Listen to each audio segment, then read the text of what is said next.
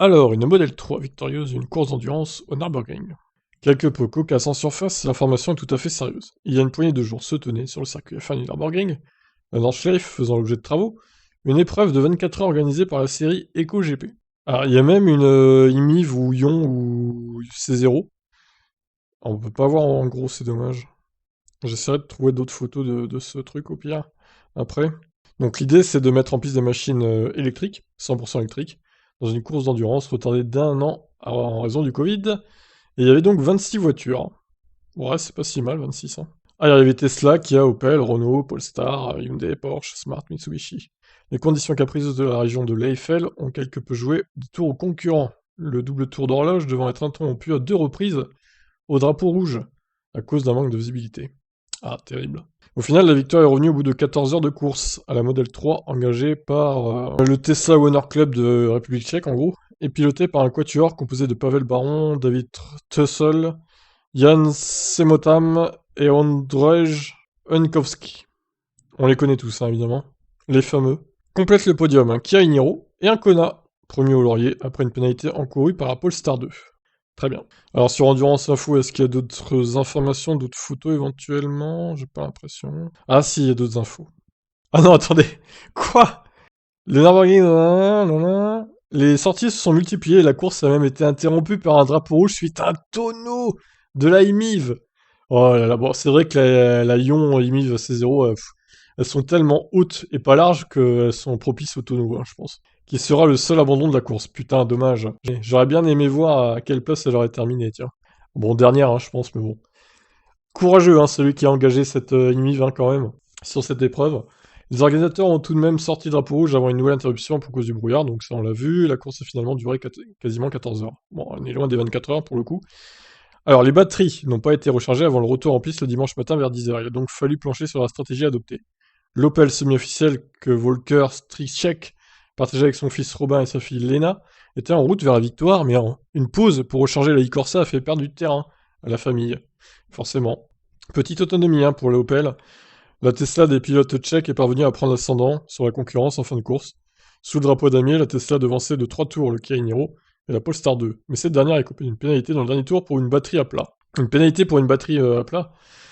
Il fallait revenir avec un certain pourcentage de batterie alors. Le Kona donc a été de la 3ème place, les équipes ont dû se jouer de l'interruption de course pour mettre en place la bonne stratégie et gérer au mieux la recharge des batteries. Compte tenu seules 3 épreuves étaient organisées cette année. Raphaël Demestre, promoteur de la série EcoGP, prévoit de passer à 14 meetings l'année prochaine. Bah c'est marrant, franchement c'est sympa ce truc-là.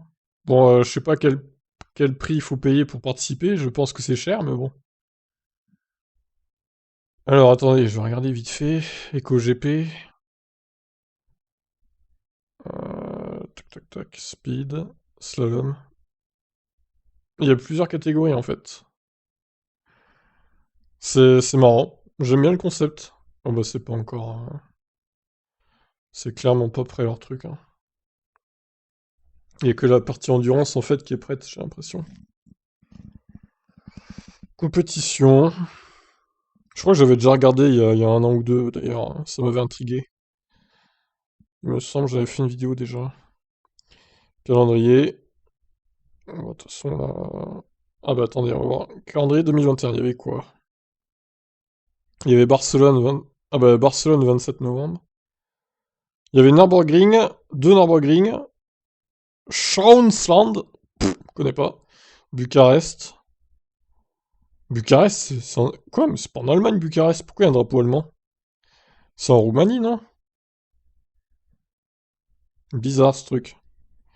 Si je fais s'inscrire, faut register team. Elective team. Allez, faites des dons là pour que je m'inscrive avec le Kona. Drivers, je sais pas, il y a plein de trucs là.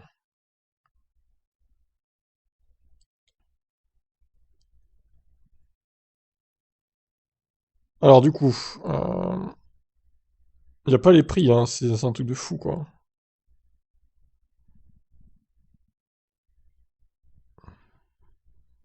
Ah, attendez. Ah non, ça c'est le merchandising, si on peut dire. Termes et conditions. Ah, c'est peut-être marqué là-dedans du coup.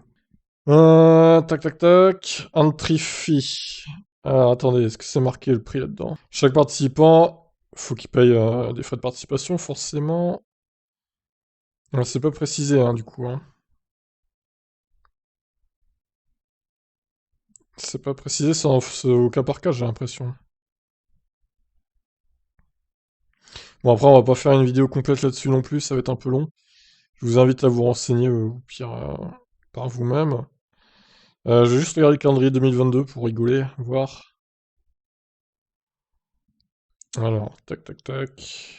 Race calendar. 2022, il prévoit quoi?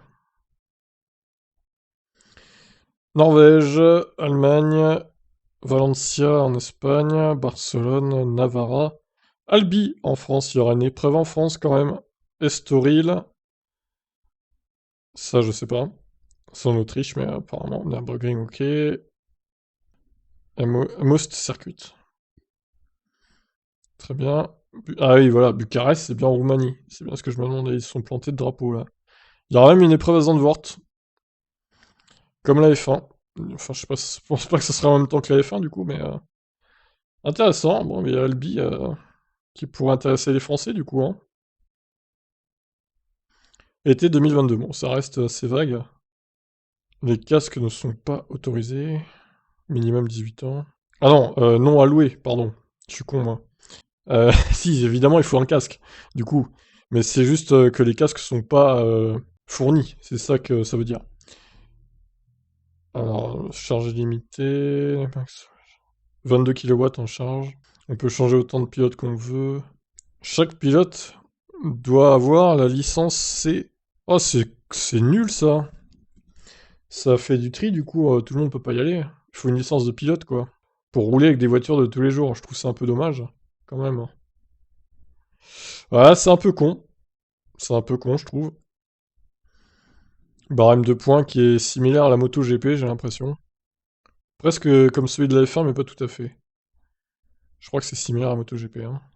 Un peu de choses près. Bon bref, c'est un peu dommage quand même qu'il faille visiblement une licence de pilote. Donc bah, ça fait du tri et tout le monde peut pas y aller. Mais en même temps, les places sont limitées aussi, donc ils peuvent pas prendre tout le monde. Quelle image, en tout cas, avec ces Zoé de course. Il y a même une e-up là, un Kia Soul, enfin Soul premier du nom. C'est marrant, j'aime bien le concept en tout cas. Bon bah écoutez, si vous en savez plus hein, sur ce championnat, je vous laisse évidemment me donner votre avis dans les commentaires. Mais le concept est quand même sympathique, il faut le dire. Bon allez, je vous laisse réagir. Ciao ciao.